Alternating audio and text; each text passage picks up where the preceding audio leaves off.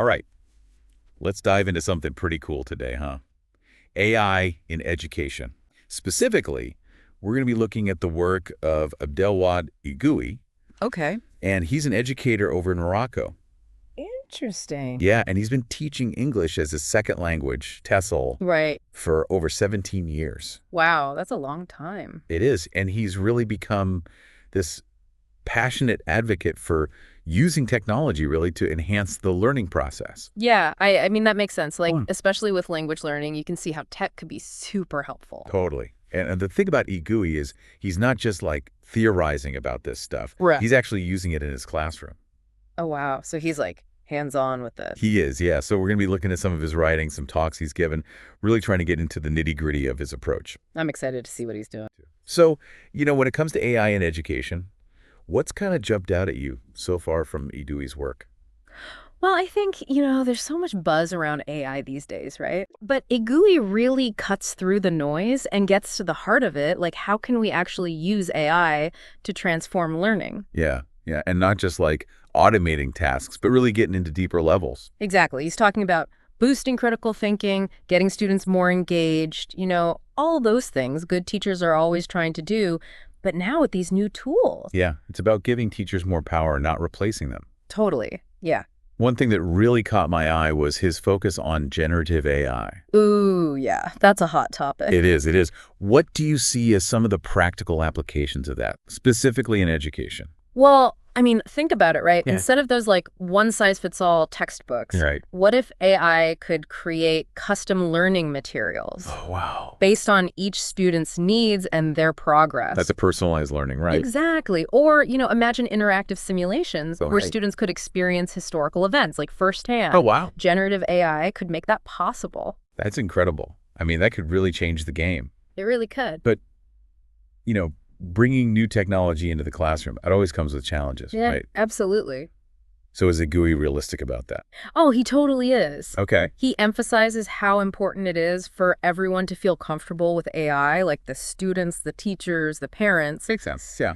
And he focuses a lot on building trust, Okay. like breaking down those complex concepts into bite-sized pieces. Right, so it's not so intimidating. Exactly. I'm curious, though, how's he actually using AI in his own classroom? Well, he's implemented some really cool tools. That's brilliant. Yeah, it addresses that issue of teachers being stretched too thin, Totally. That's a constant problem. Right. He also uses interactive platforms for language learning, which just makes the classroom more dynamic, Oh, that's cool. more engaging. Yeah, so they're not just sitting there listening to a lecture.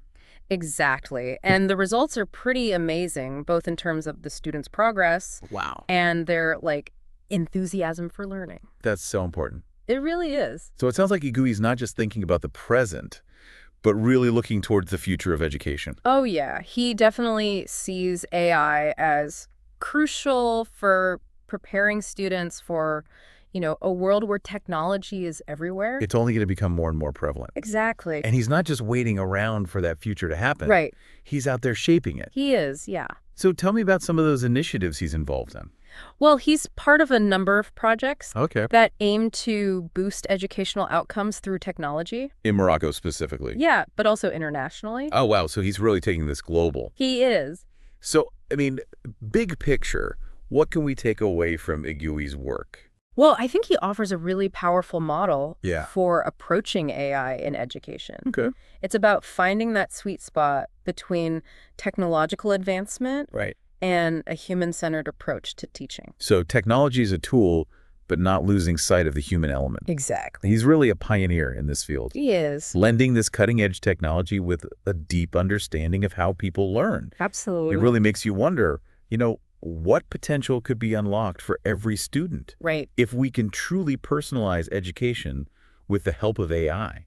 How we learn languages. Mm-hmm. I've always... Great topic. Yeah. I mean, for me, it's always been a struggle. Yeah.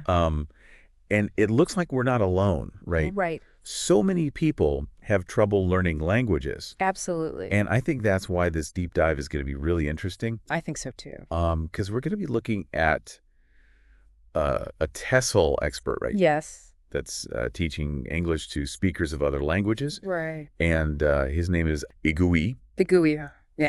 And we've got some excerpts from an article Mm-hmm. about about his approach to language learning. That's right. And I got to tell you, just looking over this stuff, Yeah. it's fascinating, Yeah, right? yeah. I mean, the way that he approaches things is so different It really is. from what I'm used to. Yeah. It's all about real-world communication. Mm-hmm. It's about adapting to the way that different people learn best. Right. That's really important. And even a little bit of design and technology thrown in there. It's kind of a surprising twist. Yeah, it is. Yeah. So let's dive into Egoi's background a little bit first, right? Yeah, for sure. Because, I mean, this guy, he's got over 17 years of experience in this field. Yeah, he's been around the block. And he's done it all. Yeah, he's done it all. Of course, facilitator, coach, mentor. Yeah, it's quite a resume. Yeah, and, you know, it's not all just theory with him. No. I mean, he's actually been in the classroom teaching English for like over 8 years in Casablanca. Wow. And then spent another decade plus Mm-hmm. teaching in other cities across Morocco. I mean, that's just amazing. Like Rabat, yeah. Meknes. Agadir. Oh, wow. Yeah. So he's really seen a variety of students and teaching environments. Absolutely. And now he's based at the Oxford English Academy in LAAYOUNE. Which is in the Moroccan Sahara. Interesting. So, I mean, I'd love to hear your thoughts on this, but Yeah. I imagine that like all these different experiences have really shaped the way that he teaches. Yeah, I think that's a great point. I mean, exposure to different cultures, different learning styles, it all contributes to a teacher's evolution, right? Absolutely. Yeah, right. And speaking of shaping methods, Yeah. the article really dives deep into like the core of his approach, Right. which is something called the communicative approach. Yeah, it's not just about memorizing grammar rules and vocabulary lists. Right. Yeah. It's about using the language in real life situations. Right. And I got to say, Okay. that sounds great. Yeah. But I'm a little bit fuzzy on how it actually plays out in the classroom. Oh. Like, what would a typical lesson look like? Well, for example, instead of spending the whole class conjugating verbs, you know? Like I remember. Yeah. Students might be role-playing a scenario at a restaurant, right? Okay. Or maybe they're debating a current event. Got it. Or even creating a website for a fictional business. Wow. So it's all about learning by doing, making mistakes, and developing fluency naturally. That's so interesting because I remember language classes being so much about drilling. Right. And like getting the grammar perfect. Yeah. And it sounds like that's not really his focus.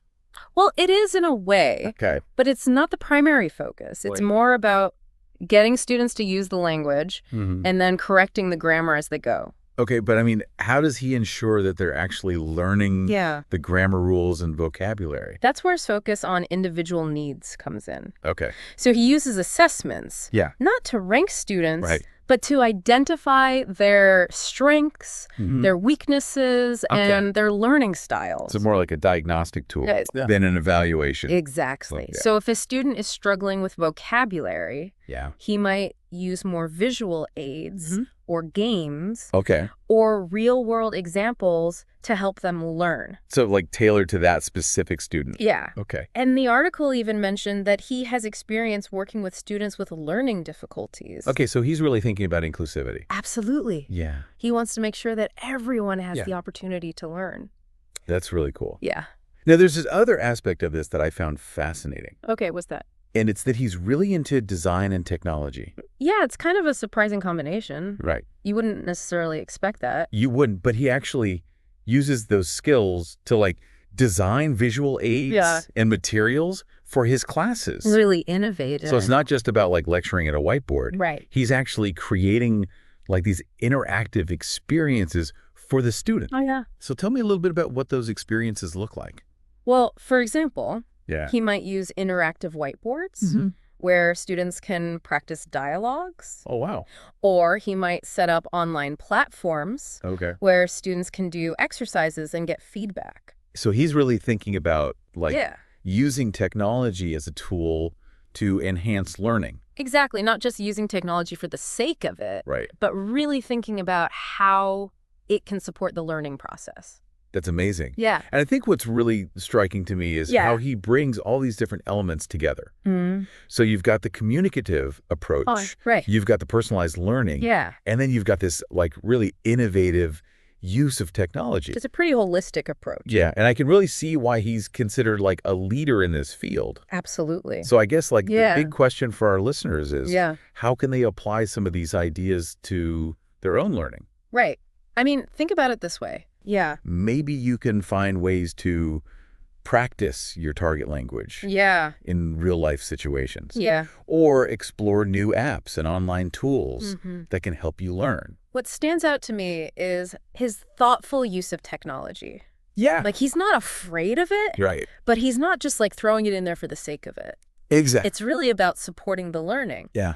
And I think that's something that all of us can think about in our own lives, right? Absolutely. How can we use technology Yeah. to support our goals rather than distract us from them? That's such an important point. Yeah. And remember, this is just one approach to language learning. Yeah, there's so much out there. There's a whole world of TESOL. Right. There's so many different techniques and approaches. So maybe this is just like the tip of the iceberg of folks who are interested in like really leveling up their language learning. Exactly. Well, this has been a fascinating deep dive. It really has. And I hope that it's inspired some of our listeners to think about how they're learning languages. Yeah, or even just learning in general. Yeah, absolutely. I mean, a lot of these principles can be applied to any kind of learning. That's so true. Yeah. Well, thanks for joining us today. Yeah, thanks for having me. And we'll see you next time See you later. for another deep dive. Bye.